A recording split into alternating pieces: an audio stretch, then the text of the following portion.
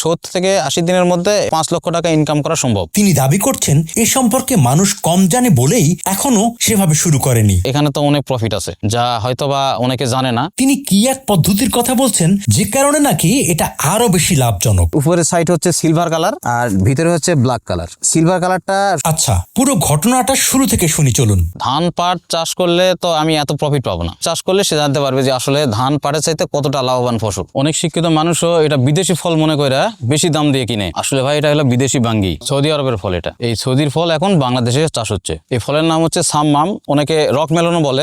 এটা সারা বাংলাদেশে অবশ্য রক মেলন নামে পরিচিত। এটা সৌদিতে সাম্মাম নামে পরিচিত আর কি। জি, এটা বেশি দাম দিয়ে কিনছে বিদেশি ফল।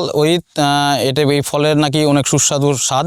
যদিও আমি প্রথম চাষ করছি। যদি কোনো কৃষক ধান বা অন্য সবজির তুলনায় এই রক মেলনটা চাষ করে, সেক্ষেত্রে অনেক লাভবান হতে পারে। দাম এটা র্যান্ডম বাজার যায় 80 টাকা থেকে 100 টাকা কেজি, 110 টাকা কেজি পর্যন্ত যায়। অ্যাটলিস্ট 50 টাকা নিচে আসে না। আমি যে সিস্টেমে বা যে পদ্ধতিতে চাষ করছি, এই পদ্ধতিতে কেউ যদি করে, সেক্ষেত্রে সর্বনিম্ন 4 থেকে 5 লক্ষ টাকা ইনকাম করা সম্ভব। এটা মোটামুটি 70 থেকে 80 দিনের মধ্যে এটা হারভেস্ট হয়। একটি গাছে অসংখ্য ফল ধরে, মিনিমাম 8 থেকে 10টা, কিন্তু এত ফল হয়তো রাখা যাবে না। গাছ প্রতি 2 থেকে 3টা রাখলে সবচাইতে ভালো হয়। আমার এটা পদ্ধতি এ প্যাটার্ন মাচা দিয়ে আমি করছি। জি, এটাকে আধুনিক পদ্ধতি বলা হয়। আর এ পদ্ধতিতে মাচাটা একটু জায়গা পায় বেশি, সেক্ষেত্রে মিনিমাম 3টা পর্যন্ত রাখা যায় ফল। যেরকম দেখেন, একটা মাচার উচ্চতা মোটামুটি 7 থেকে 8 ফিটের মতো হবে। সেক্ষেত্রে গাছও মোটামুটি মাচা পর্যন্ত উঠে যায়। এখানে ফলনও সর্বোচ্চ ফলনটাই হয়। এটা হচ্ছে মালচিং পদ্ধতিতে। জি, এটা মালচিং পদ্ধতিতে করলে ফসলটা ভালো হয় আর কি। এই পদ্ধতির সুবিধা হচ্ছে যে এই মালচিং এর একটা সাইড, উপরের সাইড হচ্ছে সিলভার কালার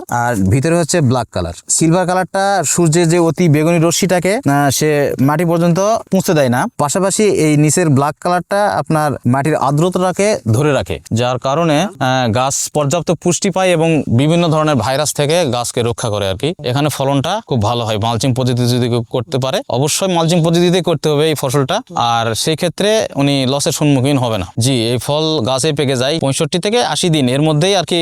ফল পাকার উপযুক্ত টাইম আর কি। জি না, এটা জমিতেই পাকে, তুলে রাখে পাকাতে হয় না। রক মেলন মূলত আমার জানা মতে দেখছি যে 2-3টা কালার হয়।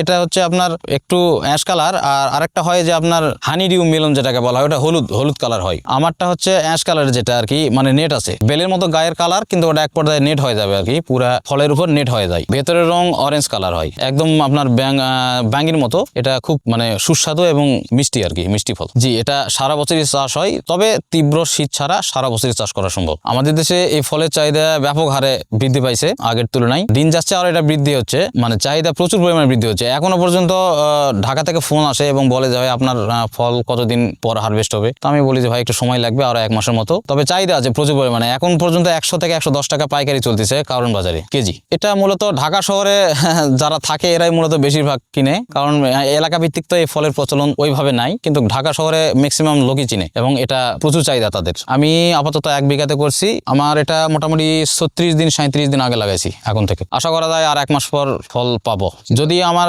গাছ অনুযায়ী যদি আমি 2টা করেও ফল রাখি, সেক্ষেত্রে 5 থেকে 6 লক্ষ টাকা আশা করা যায়। আমার এখানে মোট 1700 প্লাস গাছ আছে।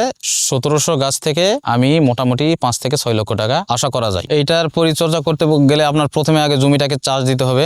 মিনিমাম 4টা থেকে 6টা চাষ দিতে হবে, দিয়ে মাটিটা ঝুরঝুরো করে নিতে হবে। নেওয়ার পর আপনি এখানে জৈব, রাসায়নিক, অন্যান্য যেগুলো সারগুলো আছে সবগুলো সার জমিতে দেওয়ার পরে আপনার বেড করতে হবে। বেড করার পরে আপনার মালচিং পেপার বিছাইতে হবে। মালচিং পেপার বিছানোর পরে মোটামুটি 5 থেকে 7 দিন পরে আপনি বীজ পানিতে ভিজে রেখে জার্মিনেশন করে তারপরে জমিতে দিতে হবে। মালচিং পদ্ধতিতে সারা করলে হয়তো সে লসের সম্মুখীন হতে পারে, কারণ এই ফসলটা আসলেই মালচিং পদ্ধতির বাইরে করা ঠিক না।